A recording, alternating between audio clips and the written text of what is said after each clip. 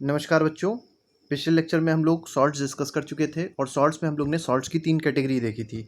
एक था acidic salt, दूसरा था बेसिक सॉल्ट और तीसरा जो सॉल्ट देखा था दैट वाज न्यूट्रल सॉल्ट। आज हम लोग सभी सॉल्ट्स को देखेंगे जितने भी सॉल्ट्स एनसीईआरटी में बताए गए हैं। जैसे हमारे पास कॉमन सॉल्ट है, ब्लीचिंग पाउडर है, कैल्शियम हाइड्रोक्साइड और भी बहुत सारे हैं। जैसे हमारे पास वॉशिंग सोडा मिलेगा, हमको बेकिंग सोडा मिलेगा। तो इन सब चीज़ों पर आज हम लोग चर्चा करेंगे। तो चलिए, सबसे पहला जो सॉल्ट हम लोग को देखना है दैट इज़ कॉमन सॉल्ट।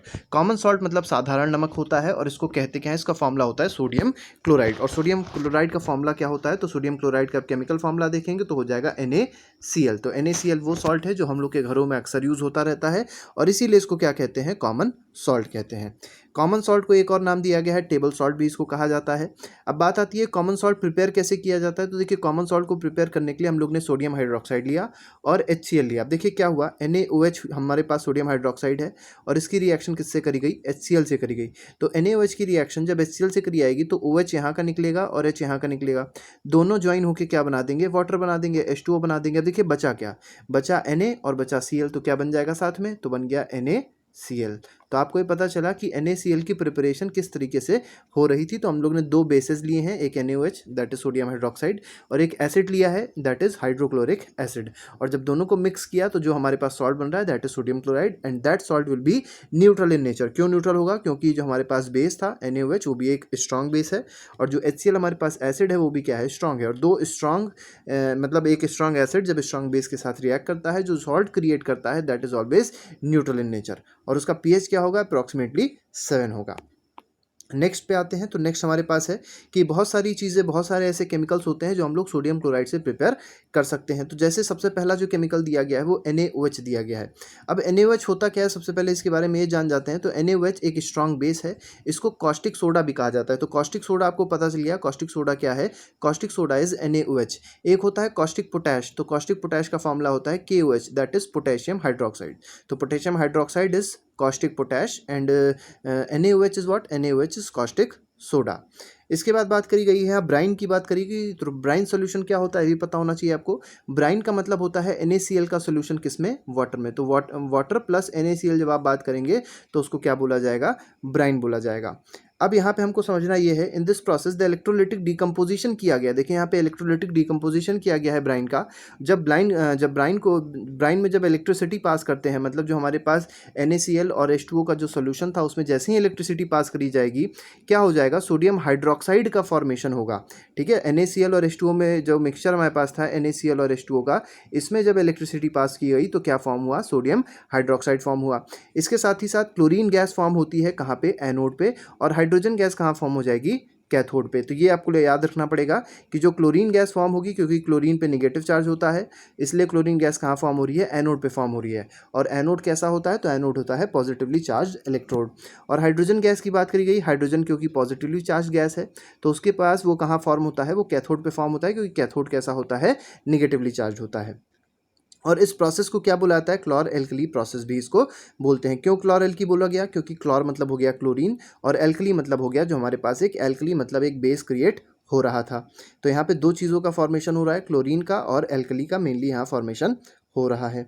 अब इसका यूजेस क्या है, तो जो प्रोडक्ट्स होते हैं उसको हम लोग यूज़ करते हैं आफ्टर दी, हम लोग बहुत सारे उसके यूजेस, जैसे हमारे पास जो प्रोडक्ट बन रहे थे, हमारे पास क्लोरीन गैस बन रही थी, हमारे पास हाइड्रोजन गैस बन रही थी और हमारे पास NaOH भी बन रहा था। अब देखिए इसके यूजेस क्या क्या हैं। तो सबसे पहली जो हाइड्रोजन गैस है उसको तो हम लोग फ्यूल में यूज़ कर सकते हैं, उसको फर्टिलाइजर्स में यूज़ कर सकते हैं। क्यों फर्टिलाइजर्स में यूज़ करते हैं, क्योंकि अमोनिया जो होता है, ठीक है, अमोनिया की जो मैन्युफैक्चरिंग होती है, अमोनिया मतलब NH3 होता है, और इसकी जो मैन्युफैक्चरिंग होती है वो किसकी वजह से होती है, that is due to hydrogen. Hydrogen की रिएक्शन जब नाइट्रोजन से होती है तो अमोनिया बनता है।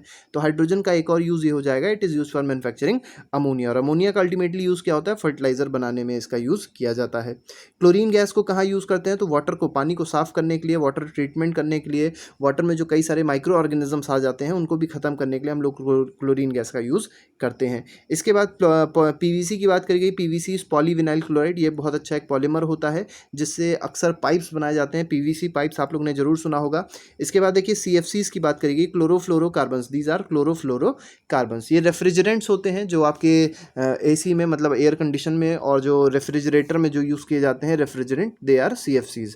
पेस्टिसाइड्स में भी यूज़ होती है कौन सी गैस, क्लोरीन गैस। ठीक है, क्रिएट करने के लिए, मैन्युफैक्चरिंग करने के लिए। इसके बाद ब्लीचिंग पाउडर एक बहुत इंपॉर्टेंट केमिकल है जो अभी आगे हम लोग पढ़ेंगे, जिसका फॉर्मूला होता है CaOCl2। तो उसकी मैन्युफैक्चरिंग में भी किसकी ज़रूरत होती है? क्लोरीन गैस की ज़रूरत होती है।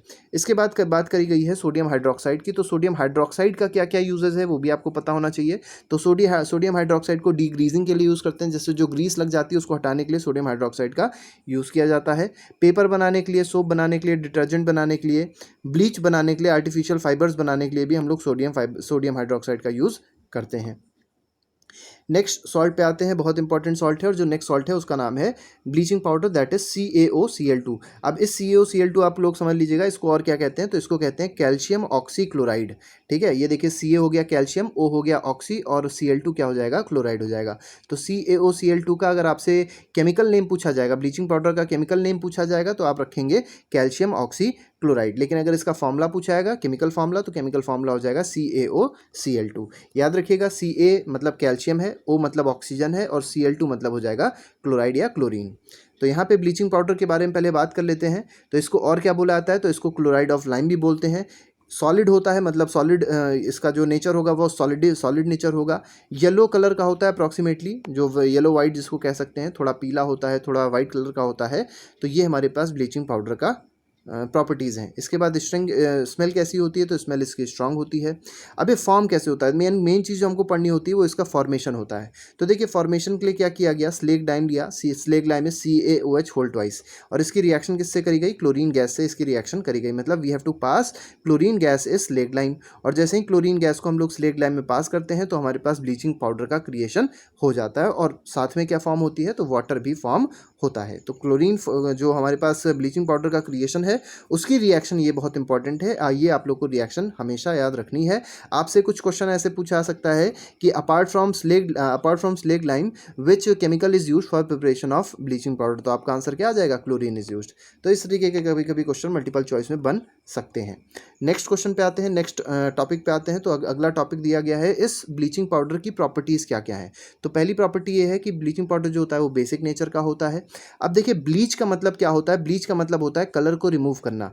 आप लोग ने देखा होगा कई जगह ब्लीचिंग करी जाती है, जैसे कपड़ों की ब्लीचिंग करी जाती है, तो ब्लीच का मतलब ये होता है कि कलर को रिमूव करना। अब क्योंकि देखिए CaOCl2 की बात करी गई है, तो CaOCl2 में ऑक्सीजन प्रेजेंट है, और क्योंकि ऑक्सीजन प्रेजेंट है तो ये एक स्ट्रॉन्ग ऑक्सीडाइजिंग एजेंट की तरह भी एक्ट करता है।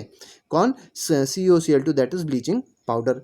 अब तो ये जो क्लोरीन थी, ये क्लोरीन का काम क्या हो रहा था? तो ब्लीचिंग इफेक्ट क्रिएट कौन कर रहा है? क्लोरीन। और ब्लीचिंग इफेक्ट क्या होता है? तो removal of colour is called bleaching effect. अब बात करते हैं इसके कुछ यूजेस की। तो बहुत इंपॉर्टेंट यूजेस हैं, जैसे वाटर को क्लीन करने के लिए, वाटर को डिसइंफेक्टेंट करने के लिए, ये कह सकते हैं माइक्रो ऑर्गेनिजम्स को किल करने के लिए हम लोग ब्लीचिंग पाउडर को यूज़ करते हैं। कई जगह ऐसी होती हैं जहाँ काई लग जाती है, एल्गे लग जाता है, तो उसको भी खत्म करने के लिए, वीड खत्म करने के लिए भी हम लोग ब्लीचिंग पाउडर को यूज़ करते हैं। इसको टेक्सटाइल इंडस्ट्री में भी यूज़ किया जाता है, पेपर इंडस्ट्री में भी यूज़ किया जाता है, क्योंकि जो वुड पल्प होता है, वुड पल्प आपको पता होगा, वुड पल्प से ही पेपर बनता है। जो पल्प होता है, जो गूदा इसको हिंदी में कहते हैं, जो वुड पल्प है, तो वुड पल्प से क्या बनता है? वुड पल्प से बनता है पेपर।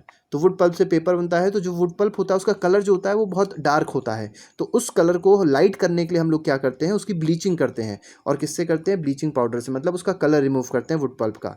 ठीक है, तो इसीलिए इसको कहा गया है, कहाँ यूज़ किया जाता है? पेपर इंडस्ट्री में इसको यूज़ किया जाता है। और इसका एक बहुत इंपॉर्टेंट यूज़ अभी बताया था हमने, क्योंकि इसमें ऑक्सीजन प्रेजेंट है, that is why it is a strong oxidizing agent. Next salt पे आते हैं। तो नेक्स्ट सॉल्ट हमारे पास है बेकिंग सोडा।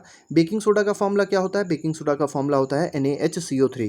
लेकिन आपसे अगर बेकिंग सोडा का केमिकल नेम पूछा जाएगा तो आप कहेंगे सोडियम हाइड्रोजन कार्बोनेट। तो देखिए Na से हो जाएगा सोडियम, H से हो जाएगा हाइड्रोजन, CO3 से हो जाएगा कार्बोनेट। तो this is called sodium hydrogen carbonate, और इसको एक और नाम भी दिया सकता है, सोडियम बाइकार्बोनेट भी इसको कहा जाता है। देखिए यहाँ पे लिखा हुआ है सोडियम बाइकार्बोनेट, और यहाँ लिखा हुआ है सोडियम हाइड्रोजन कार्बोनेट। दोनों ही इसके केमिकल नेम है, आप लोग कोई भी यूज़ कर सकते हैं, लेकिन आपको दोनों ही पता होने चाहिए। अब इसके बाद कैसे बेकिंग सोडा को ऑब्टेन कैसे करते हैं? तो उसके लिए जो प्रोसेस यूज होता है that is called क्लोर alkali process. ठीक है, क्लोर अल्कली प्रोसेस यहाँ पे बोला गया है। चलिए ठीक है, आगे बढ़ते हैं। तो देखिए प्रोसेस क्या है, तो प्रोसेस हमारे पास सिंपल सा है। क्या प्रोसेस है? तो NaCl की रिएक्शन हमने करी है वाटर से, कार्बन डाइऑक्साइड से और अमोनिया से। जब हमारे पास 4 रिएक्टेंट है, मतलब हमारे पास सिंपल सॉल्ट है, कॉमन सॉल्ट है, वाटर है, कार्बन डाइऑक्साइड है और NH3 मीन्स अमोनिया है। जब चारों चीज़ को हम लोग रिएक्ट करवाते हैं तो हमारे पास जो प्रोडक्ट बनता है वो क्या होता है? NH4Cl, that is ammonium chloride होता है। और क्या होता है? सोडियम बाइकार्बोनेट जो हमारा मेन प्रोडक्ट है वो क्या है, सोडियम बाइकार्बोनेट है, जो हमको ऑब्टेन हो गया इन 4 चीज़ों की रिएक्शन से, इन 4 कंपाउंड्स की रिएक्शन से।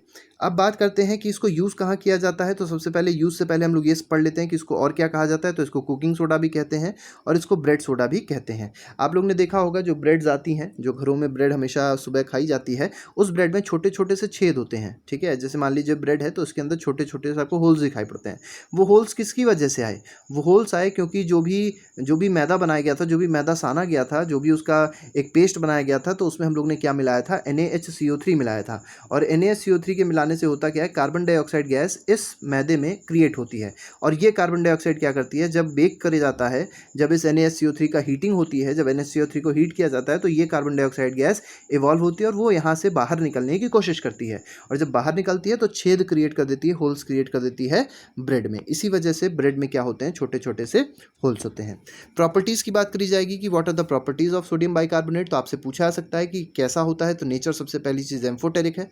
एम्फोटेरिक का मतलब होता है कि इसके पास एसिडिक नेचर भी होता है, साथ ही साथ इसके पास बेसिक नेचर भी होता है। लेकिन हम लोग ज़्यादातर केसेस में इसके जो यूज़ करते हैं, मतलब जो यूजेस करे जाते हैं सोडियम बाइकार्बोनेट का जो यूज़ होता है, that is because of its basic nature, ठीक है। हालांकि इसके पास दोनों नेचर होते हैं, मतलब ये समटाइम्स एसिडिक नेचर भी शो करेगा और ये बेसिक नेचर को भी शो करेगा। कलर कैसा होता है, तो वाइट होते हैं, वाइट क्रिस्टल्स प्रेजेंट होते हैं। जैसे चीनी के आप लोग ने क्रिस्टल्स देखे होंगे, सॉल्ट के क्रिस्टल्स देखे होंगे छोटे छोटे से, ठीक है। तो यहाँ पे भी हमारे पास सोडियम बाइकार्बोनेट के भी क्या होते हैं, वाइट कलर के क्रिस्टल्स होते हैं। सॉल्यूबल होता है लेकिन पार्शली होता है, मतलब कंप्लीटली सॉल्यूबल नहीं होता है, पार्शली सॉल्यूबल होता है। अब देखिए अभी हम लोग जो बात कर रहे थे, बेकिंग सोडा को हीट किया गया, तो जब भी बेकिंग सोडा को हीट करते हैं तो क्या फॉर्म होता है, Na2CO3, कार्बन डाइऑक्साइड और वाटर फॉर्म होता है। इस कार्बन डाइऑक्साइड का बहुत इंपॉर्टेंट यूज़ है, क्योंकि यही कार्बन डाइऑक्साइड क्या करता है, कहीं ना कहीं फूड में यूज़ होता है। क्योंकि कार्बन डाइऑक्साइड एक गर्म गैस है, एक हॉट गैस है। तो क्या करते हैं, इस NaHCO3 को जो हम लोग फूड में डाल देते हैं, थोड़ा सा जब फूड में डाला जाता है तो फूड में कार्बन डाइऑक्साइड गैस क्रिएट होती है। और ये कार्बन डाइऑक्साइड क्या करती है, फूड को और ज़्यादा गर्म कर देती है, जिससे फूड जो होता है वो जल्दी प्रिपेयर हो जाता है। इसी तरीके से पानी को गर्म करने के लिए, जैसे मान लीजिए आप लोग ने क्या किया, NaCO3 को वॉशिंग पर्पस के लिए यूज़ किया, तो क्या होगा, NaCO3 में हीट थोड़ी सी आएगी और हीट होने पे वो कार्बन डाइऑक्साइड गैस रिलीज़ करेगा। और कार्बन डाइऑक्साइड गैस क्या करेगा, वाटर को थोड़ा सा गर्म कर देगा, वाटर को थोड़ा सा हीट कर देगा, जिसकी वजह से जो वॉशिंग होगी वो आसानी से हो जाएगी और कपड़े अच्छे से धुल जाएंगे। इसके बाद बात करी गई है, इस Na2CO3 को जब और हीट किया जाएगा, तो देखिए NaHCO3 को हीट किया तो हमको Na2CO3 मिला। लेकिन अगर इस Na2CO3 को हीट करेंगे तो क्या मिलेगा, हमको मिलेगा Na2O। Na2 का मतलब है सोडियम ऑक्साइड, और कौन सी गैस मिलेगी, कार्बन डाइऑक्साइड मिलेगी। तो आपको ये भी पता होना चाहिए कि कौन से कंपाउंड्स का फॉर्म होते हैं, किसके डिकम्पोजिशन से, किसके थर्मल डिकम्पोजिशन से कौन सी चीज़ फॉर्म होती है।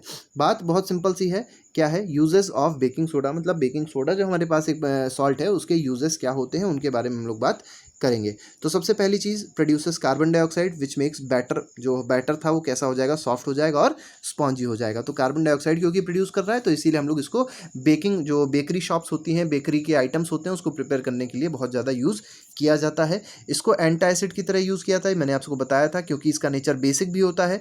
तो क्योंकि इसका नेचर बेसिक है तो इसलिए इसको कहाँ यूज़ करेंगे, एंटासिड में यूज़ करेंगे। एंटासिड पता होगा आपको, जैसे इंडाइजेशन जब हो जाता है, जब हमारे स्टमक में एसिडिटी बढ़ जाती है, तो हम लोग क्या करते हैं, एंटासिड का यूज़ करते हैं।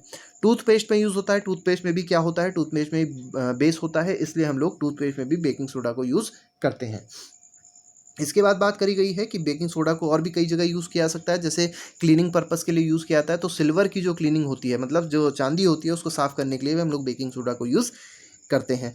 इसके बाद फायर एक्सटिंग्विशर बहुत इंपॉर्टेंट चीज़ होती है, क्योंकि देखिए बेकिंग, ये जो NaHCO3 था वो कौन सी गैस दे रहा था, कार्बन डाइऑक्साइड गैस दे रहा था। और कार्बन डाइऑक्साइड गैस कैसी होती है, तो कार्बन डाइऑक्साइड एक्सटिंग्विशर्स फायर को एक्सटिंग्विश करती है, मतलब आग को क्या कर देती है, बुझा देती है। इसीलिए हम लोग जो बेकिंग सोडा होता है, जो NaHCO3 होता है, उसको फायर एक्सटिंग्विशर्स में भी यूज़ करते हैं।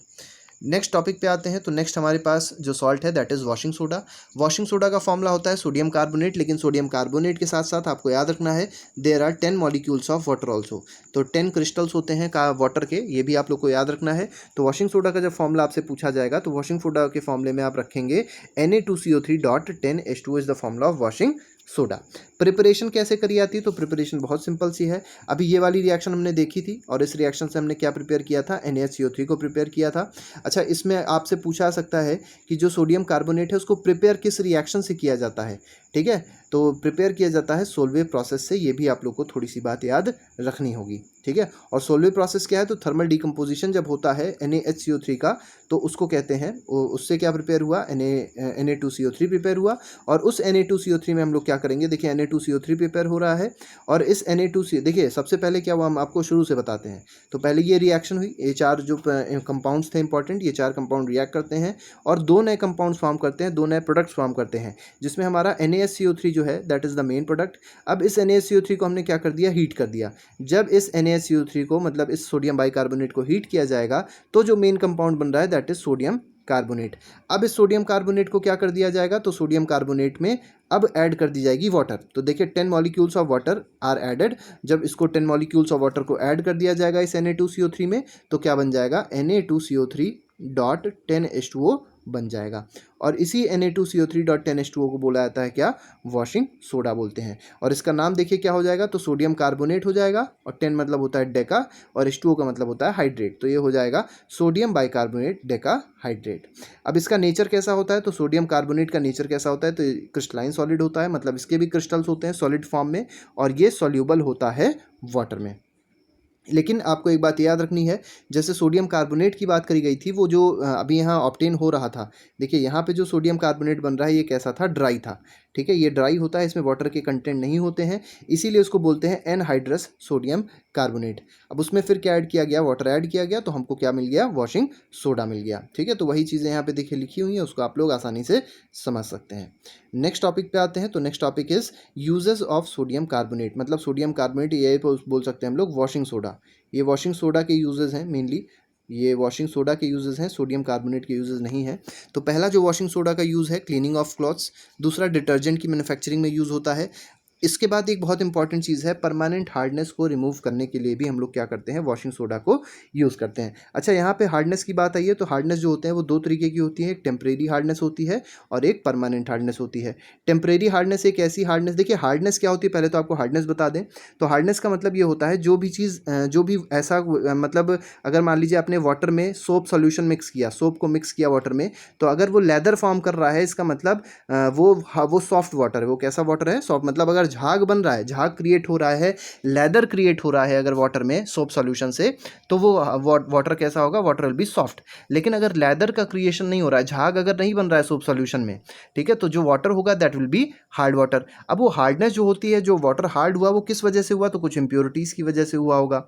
उन इंप्योरिटीज़ के बारे में हमको नहीं जानना, हमको सिर्फ ये समझना है कि दो तरीके की इंप्योरिटीज़ होती हैं। तो एक ऐसी कुछ इंप्योरिटी होगी, जैसे क्लोराइड की इंप्योरिटी जो होगी, that will create temporary hardness, और उस टेम्परेरी हार्डनेस को रिमूव करने के लिए हम लोग क्या कर देते हैं, वाटर को सीधे सीधे बॉयल कर देते हैं। तो बॉइलिंग से हम लोग की टेम्परेरी हार्डनेस जो होती है वो रिमूव हो जाती है। लेकिन परमानेंट हार्डनेस क्या होती है, तो अगर मान लीजिए सल्फेट आयंस आ गए वाटर में, किसी मेटल्स के सल्फेट आयंस आ गए, तो जो हार्डनेस आएगी that will be called permanent hardness. और परमानेंट हार्डनेस को रिमूव करने के लिए हम लोग क्या ऐड करते हैं, वाटर में Na2CO3 ऐड करते हैं, मतलब वॉशिंग सोडा Na2CO3.NH2O को ऐड करते हैं। इसके बाद Na2CO3 का एक बहुत इंपॉर्टेंट यूज़ है, क्या यूज़ है कि उसको ग्लास और पेपर इंडस्ट्री में भी यूज़ किया जाता है।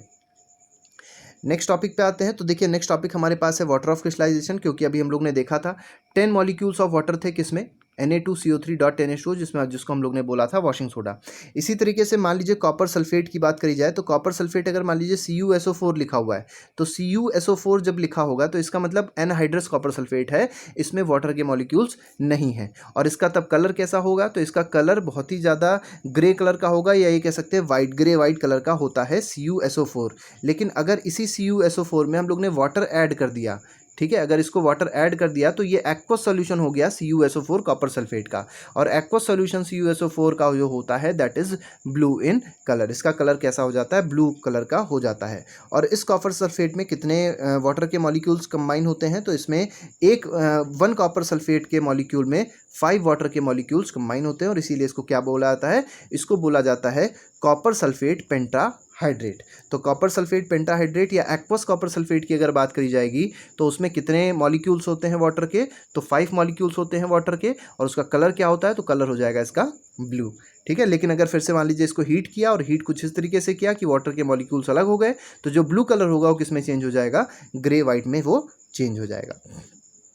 तो वाटर ऑफ क्रिस्टलाइजेशन आपको समझ में आ रहा होगा। ये जो लिखा हुआ है, जो 5 मॉलिक्यूल्स लिखे हुए वाटर के, that is water of crystallization. Next topic पे आते हैं। तो नेक्स्ट टॉपिक हमारे पास है प्लास्टर ऑफ पेरिस। तो प्लास्टर ऑफ पेरिस को आसान भाषा में या इसको शॉर्ट फॉर्म में पीओपी भी कहा जाता है। आप लोगों ने जरूर इसका नाम सुना होगा, पीओपी।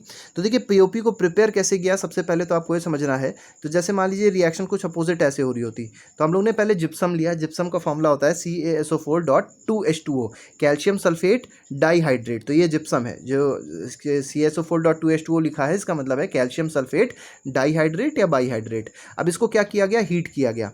और हीट कितने टेम्परेचर पे करते हैं, तो 373 केल्विन टेम्परेचर पे क्या कर देते हैं, जिप्सम को हम लोग हीट करते हैं। जब से जिप्सम को 373 केल्विन या 100 डिग्री सेल्सियस पे हीट किया जाता है, तो जो प्रोडक्ट बनता है that is called plaster of Paris. और प्लास्टर ऑफ पेरिस में आप देखेंगे फॉर्मूला होता है CaSO4.12H2O।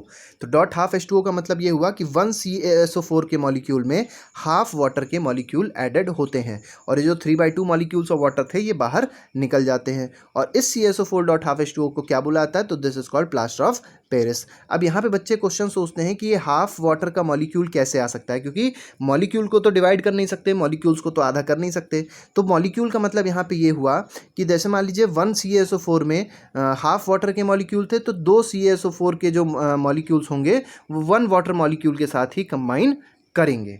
ठीक है। तो क्योंकि 1 CaSO4 का मॉलिक्यूल हाफ वाटर के साथ कंबाइन कर रहा था, तो ऐसा तो हो नहीं सकता। तो हम लोग क्या मानते हैं कि 2 CaSO4 के मॉलिक्यूल्स 1 वाटर मॉलिक्यूल के साथ जुड़े होंगे।